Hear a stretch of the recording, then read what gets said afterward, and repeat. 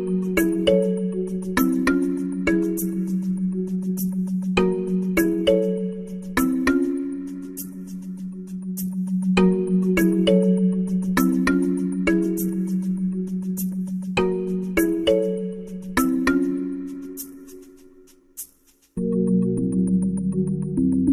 have it before us today, so this is a fantastic moment for us at UCT, and we're celebrating this. And we're celebrating it in how you celebrate books. So we're very fortunate that Crain Soudien has agreed to start a discussion, to make some comments on the book. Crain was the DVC during this whole process, the relevant Deputy Vice-Chancellor for whom we worked. And so it's not only is he appropriate completely intellectually to be discussing the book, but it's also it's just and fair, if I can use the tone of what we're on about today, that Crain's going to say some things about the book. So Crain will talk for 20 minutes or so, and then with your agreement, we'll allow George the right to say something himself, and then it's open for him. Thank you. Crain is now the CEO at the HSRC. I forgot that bit. I was dwelling on the past. And I'll read it really quickly, George, and you must please excuse all the liberties I take. Reading it quickly, it speaks to many of the issues that we are facing in the world today, not just here in the world. So, of course, it brings together some of the most critical philosophers in the English-speaking world, and there's a criticism, George, in that sense. But it's a really important array of some of our colleagues who are thinking about these questions of equality.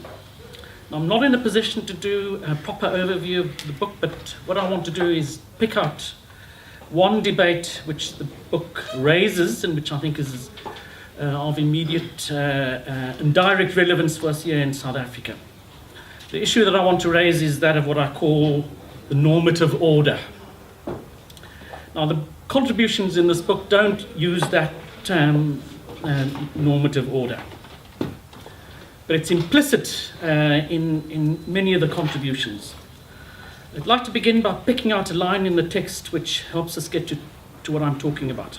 About halfway into the book, Tom Angier, who's sitting over there, reviews the discussion that is taking place in philosophy and talks of the shifts that have taken place since Amartya Sen's intervention in 1980, when Amartya Sen posed the question of equality of what. At issue for Tom in this shift in this discussion that was taking place had a gravitation towards a group of people who are described as luck egalitarians. Now, these luck egalitarians are people who are talking about various versions of what needs to be distributed for equality to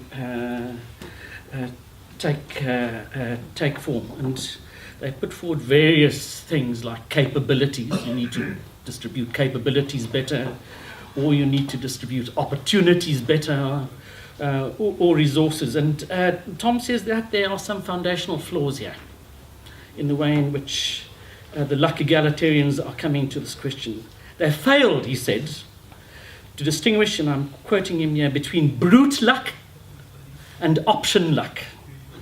And I don't explain here this distinction, and it's a really important one, which I invite you colleagues to go and look at. There are lots of issues around just that itself. But he says, and this is really what I want to talk about, he says that these luck egalitarians don't also come to address the foundational issue of what, and I'm quoting him again, it is for people to relate to and treat one another as equals. Okay? what it is for people to relate to and treat one another as equals. Equality, he goes on to say, what he's doing is saying that there are all of these ways in which you're going to come at it, and I'll come back to this a little later on. And of course, the distribution of resources is a really crucial issue. And he says in relation to this, he says equality, and I'm quoting him again, seems a deeper, more interpersonal notion than simply requiring people to have equal amounts of justice. Okay?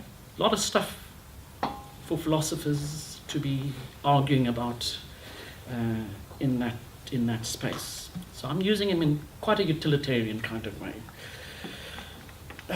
What he's really talking about is what we come to understand in this normative order between how you and I, or any of us on a random basis, deal with each other when we come into contact with each other. So this normative order, and I want to stay here just for a bit here, is the system of rules and shared expectations, and this is how I come to understand it, which a social system, and it can be big or small, this is a normative order where we find ourselves, uses to govern and manage itself. It's the rules and expectations that people have of each other when they are in each other's company. How individuals will treat each other, how men will treat women, how older people will treat younger people, how rich people behave towards poor people, how people who perceive themselves to be of different racial, cultural, national, linguistic backgrounds will perceive themselves, will relate to each other, the responsibilities that individuals and groups feel that they have towards each other. So norm becomes an order in the sense of how one does things when it is both institutionalized as a rule and as a habit. We habitually, for example, relate to people whom we perceive as women in particular kinds of ways. Now, why is it important to talk about all of this? It's important to talk all about this because it helps us come to understand how right and wrong works when we in each other's company. How it comes to help us shape our expectations of each other when we're in social spaces. Now, why am I raising this question of a normative order? I'm doing so for two reasons. And the reason is that we find ourselves in this country, and I hope that we in the HSRC, people like Murray here, will begin to make a difference to this particular discussion, is that because in both the formal world and in the informal world, we have incredible challenges and difficulties around normative orders. We are at a juncture in this long transition, and I want to argue that we're in a transition, which we are going through in the country. We're in critical areas of our lives, in what we expect of each other. We are not quite yet decided what the norm is and how we govern our relationships with each other. So we have the Constitution and the Bill of Rights, and they're really important documents, but they fail to give substance to the detail of what it is that when we talk about things like dignity and what we mean by that. So it'll say all of us deserve dignity, but what that dignity actually is I think an issue. So we don't yet have what I call a justiciable sense of what we can hold each other to account for. And you can see this particularly, and so for those of us working in the poverty and inequality space around the minimum wage, we don't yet have a sense of what a minimum wage as a normative standard should be in the country. It is quite extraordinary. So you have variations on that argument, and people will be invoking this sense or that sense of what a minimum wage should be, but we don't have something yet that we can hold each other to account around. And you can say the same for all sorts of things in terms of our formal order of governance in the country. Standards of housing, standards of health, standards of education, standards of transport. We're in what I would like to say is something of a malaise. Now there are, of course, many ways in which this malaise is being addressed, and it's being addressed through the courts, where attempts are being made to fix for some kind of consensus what these things are, but we're a long way off from that. So in the formal order, we're in some difficulty, but so are we in the informal space in which we find ourselves, where we have real difficulty in understanding how we should be behaving towards each other when these questions of rights and entitlements come up. And a clear example of this, which I think is an acute issue, is what is going on in Vuani in Limpopo right now. It's an absolutely extraordinary situation. We as South Africans ought to be deeply interested and concerned about what our expectations of each other and how we engage with each other around what it is that we should reasonably be expecting of each other in relation to that particular context, both on the part of the state itself, and on the part of some of the subjects involved in it, are I think, really important issues. And this is where, George, this book becomes useful. This is where the book presents itself as, I think, as a way of opening up the questions. Now, I've got a long way to go, and I'm not going to do it, so I'm just going to say to you what I think, what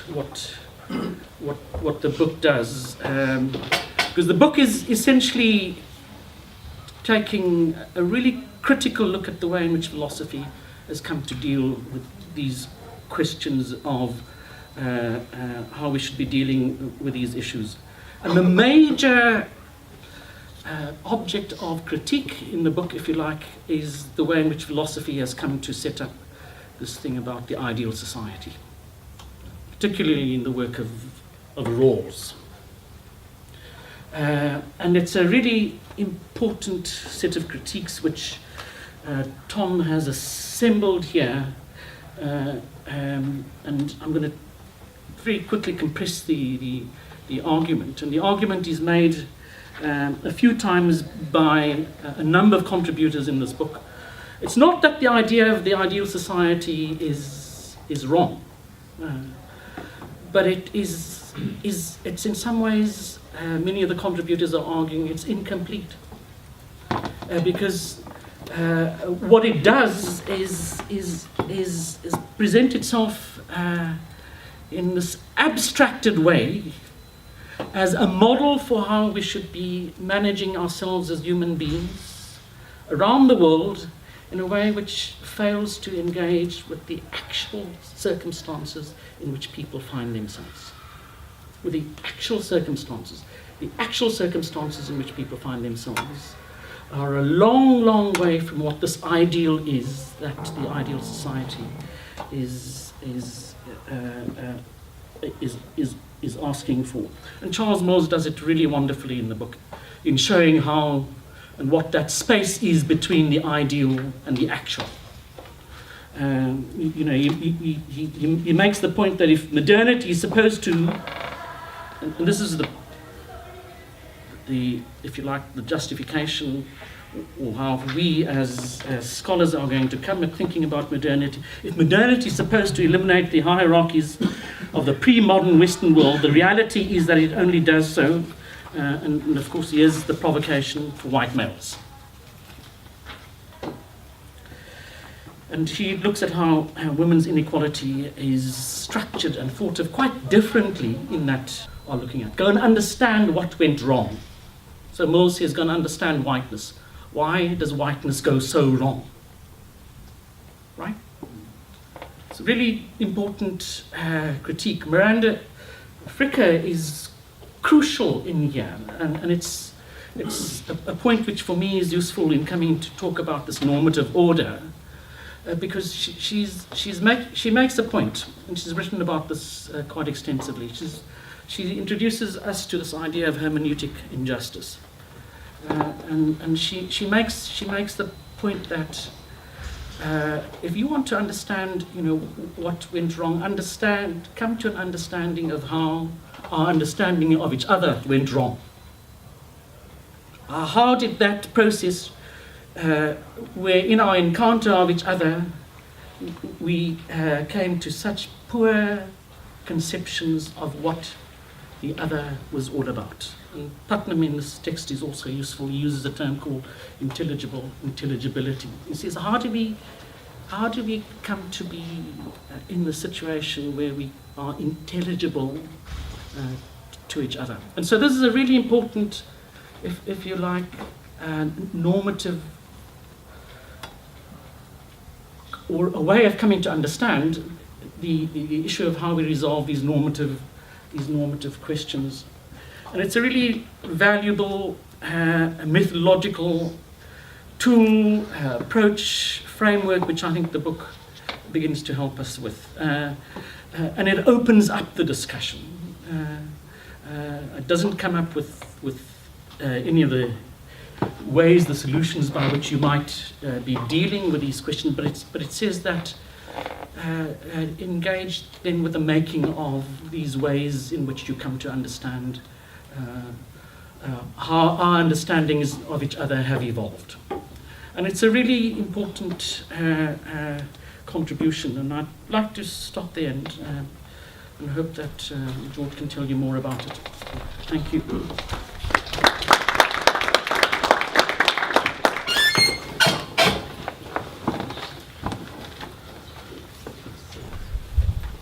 I thought it was understood that it would be something like money, wealth, income, perhaps opportunities, but that didn't become a big issue.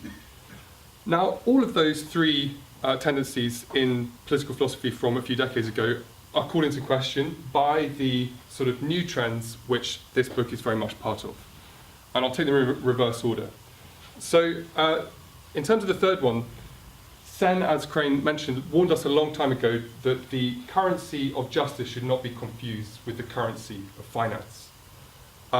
Money is a means to get valued ends. If you really want to know about the extent of inequality or the extent of developments in a given area, you need to look at what people are actually able to do and be, what's then called capabilities. Part of the upshot of that is that the same amount of money can do less for some people than it can for others, and that touches on the expensive tastes debate, which I mentioned. But part of the upshot is that it shifts our focus to what a flourishing human life consists of. Might be more than one answer to that. And the idea that achieving equality, or at least a sufficiency threshold of these capabilities, which Sen directs our attention to, might require structural and institutional changes to society more than it does shuffling cash from one bank account to another. Changing even the physical environment, as the application of capabilities approach to disabilities in the last couple of decades has pointed out might be the right way to deal with that. Now, Jonathan Wolff, who's one of the contributors, together with Avner de Chalit, found that when they interviewed people, which philosophers now do, that was unheard of quite not very long ago, they interviewed people and they found out that an important capability for a lot of ordinary people, when they're thinking about what would be a decent life for themselves, is to be able to offer hospitality. So to be able to invite somebody into your home, to offer them food and drink, and not to be ashamed of the surroundings. That's an important capability. And that reminds us that as human beings, we're not just consumers and takers. We're also people who want to give and offer things to other people. And in the book, Miranda Fricker, who Crain has mentioned, she seizes on this idea, and she says that one of the ways in which, as flourishing human beings, we want to be givers is in the field of knowledge. So as knowers, as people who communicate, transmit knowledge, also as people who come up with, produce knowledge. A flourishing human life involves being a giver in both of those senses. Miranda Fricker wrote a famous book called Epistemic Injustice, and in this article she extends some of her work there, which is in sort of social epistemology, and she says that when there are biases against people so that people don't take them at their words, they don't believe what they say, or alternatively when they're marginalized from the production, from the study of existing knowledge and creation of new knowledge, that is restricting their ability to flourish. In particular, what she says is that it's restricting their ability to have the capability of epistemic, so knowledge-related contribution to society. So that's an area in which this capabilities framework, it provides a sort of framework in which new work is being done, including this work which focuses on a flourishing life which involves being a knower and a giver and a communicator of knowledge. Okay, second point, the issue of distributive equality. So egalitarian political philosophers, and this is something which Crain has touched on, so I'll just go through it very briefly, have tended to argue recently that equality is not primarily, and in the first place, about how much people have. It's not about having equal amounts of this or that.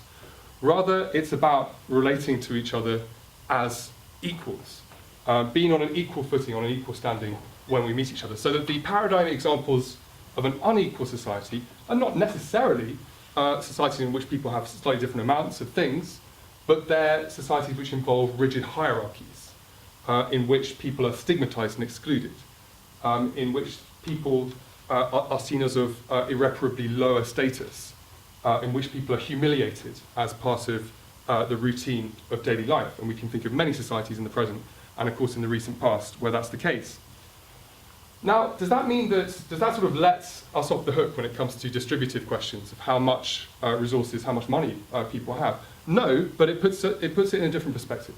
So recent egalitarian philosophers, especially Jonathan Wolff, also people like Elizabeth Anderson and Simon Scheffler and Deborah Satz, have emphasized that what's wrong with distributive inequalities, with people having vastly different amounts of wealth and income, is that just as much as laws or caste systems or legal hierarchies can create unequal relations in which people are, rather than meeting each other on an equal footing as equals, rather they feel humiliated by their experiences of daily life, they are stigmatized and excluded, or they're treated as inferiors or treated as superiors. So in this volume, that idea is taken further by Jonathan Wolff, who relates it to sociological work about relative poverty as opposed to absolute poverty, because there's a connection conceptually. Also, Daniel Putnam, Crain mentioned, who suggests that what he calls the egalitarian deliberative constraint is something which follows from this idea of social or relational equality, that everybody's equally important interests should be given equal weight in collective deliberation. And interestingly, he suggests that entails that we need to have sufficient knowledge of each other in order to live as equals in society, because without knowing what other people value, it's impossible for us to take other people's interests into account in our deliberations, and that's a point of contact with Miranda Fricker's work, as Crain said. Tom is kind of a dissident voice in the volume, because he says that this idea of being on an equal footing and having the respect of others as equals doesn't necessarily entail a lack of hierarchy. In fact, he argues that you need to have a hierarchy of some kind in order for people to have equal respect. So that's a view which most people in the book probably wouldn't agree with, but you should read Tom's essay to get the dissident voice. We don't exclude anybody from the point. Well, actually, sorry, that's not true. We do exclude some people, but we didn't exclude Tom. Okay. All right, and finally, this issue of ideal theory, which Crain also ended on. Here the idea is that there is a place, of course, for describing an ideal society and comparing what we have to the ideal. But there has been a tendency for books to be published in the last 10 years or so, which were about disadvantage, a book by Jonathan Wolff, Avnish Halit, about oppression, a book by Anne Cudd, who's also a contributor to the volume, rather than a theory of justice or a theory of equality. And that's because philosophers have found that studying the negative social conditions or social states can be normatively more revealing to us about the normative quality of social life. I suppose what Crain's talking about when he mentions normative orders, than imagining the ideal. And I'll just end by saying that 3 of the essays in this volume, they give interestingly different accounts of why it's better to pursue this methodological negativism rather than the ideal theory, which was the trend for so long. So Mills, in his chapter, which is called Racial equality.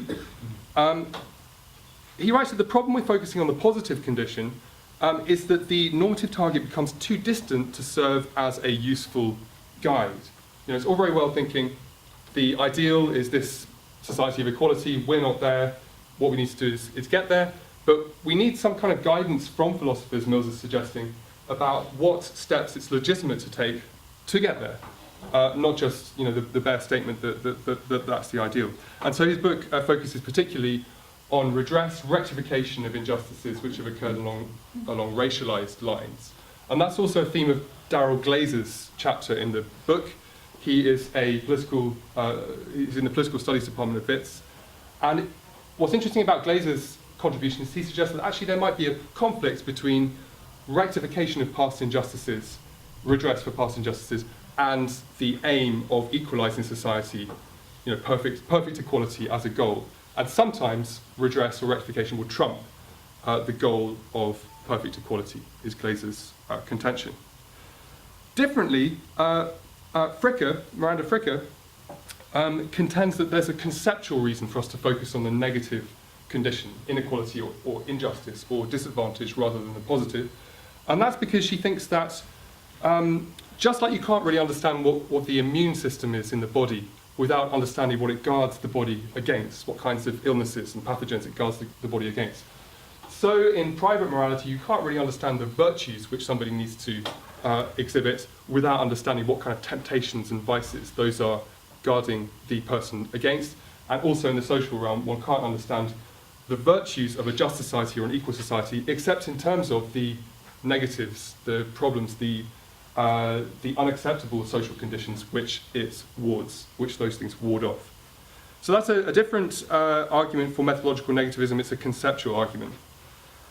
Jonathan Wolff has a different reason for pursuing methodological negativism, and that is, so he's one of the people who's really pursues and brought this idea of social or relational equality onto the scene in political philosophy. But he says that that idea in itself can be realized in many different ways, and he gives the example of a hippie commune or a kibbutz, or, you know, many other different types of social arrangement, all of which would equally instantiate social equality, but in many ways they're not very similar. So it's not a very good idea to paint a picture of the perfect society, because there isn't just one. There are many different ways of realizing this ideal of social equality. Rather, what we should do is focus on the existing departures from equality which exist, whether it's stigma, whether it's people being excluded or marginalized from society in various ways, and say that a society which has achieved social equality is one which has managed to overcome and remove all those negative social conditions. Okay, oh yeah, and finally we do actually have one non-Anglophone writer, who is Pierre-Yves Néron, who, it's the last chapter, maybe you didn't get it on, who applies the idea of social equality to workplace relations. And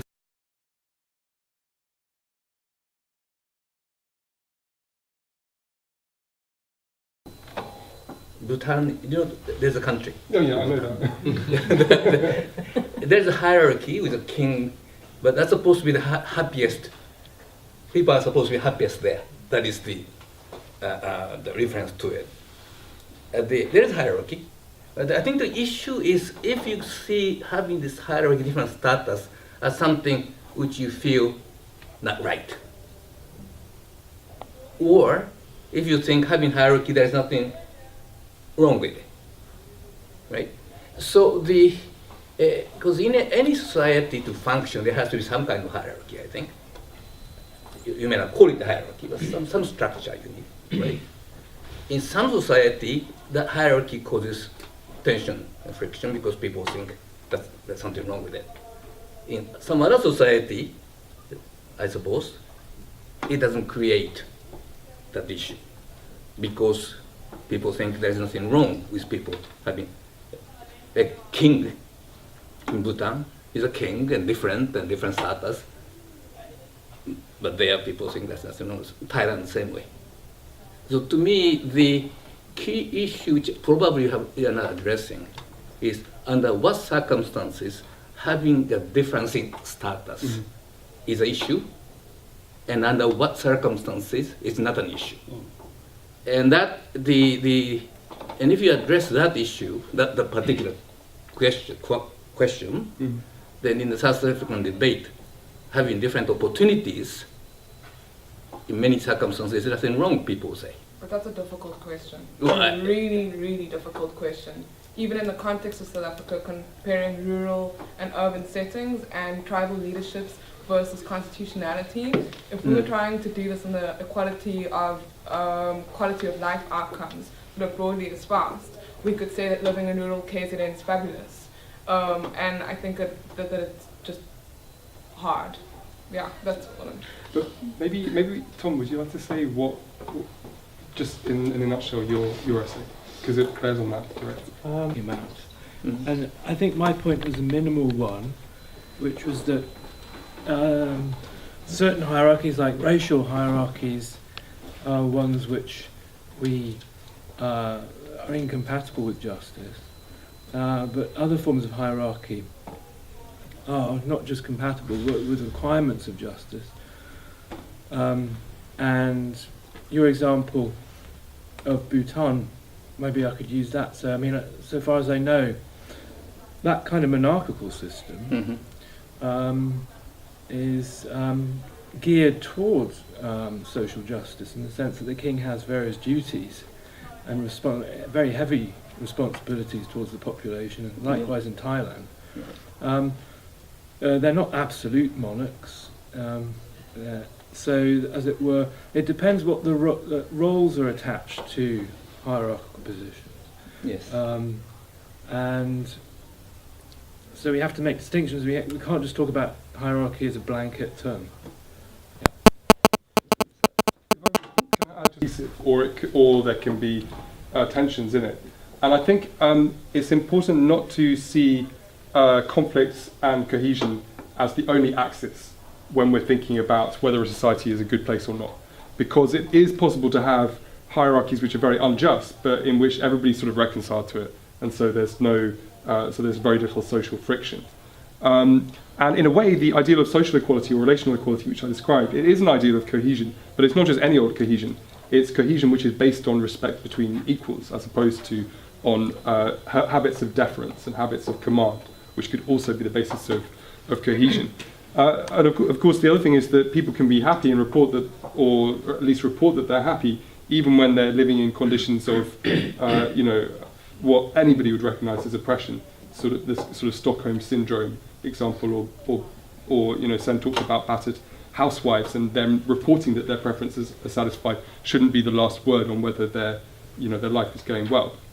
On just one more point on hierarchies, yeah, so you're right, absolutely. There couldn't be any society which was completely devoid of hierarchy, because working conditions, for example, in a complex society require some relations of command and obedience. But for social egalitarians, the goal would be to remove all unnecessary hierarchy, for example, from a working environment, and that's very much what P.Y. Neron focuses on his essay. And also the question of whether people are in a subordinate or dominant position in all areas of their life, or whether being in a position of obedience in some areas of their work is balanced by having a lot of autonomy or freedom, or even a leading position in other areas of their life.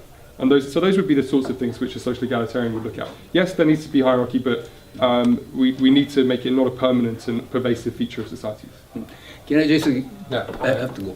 But There's a class waiting outside. okay. There's a just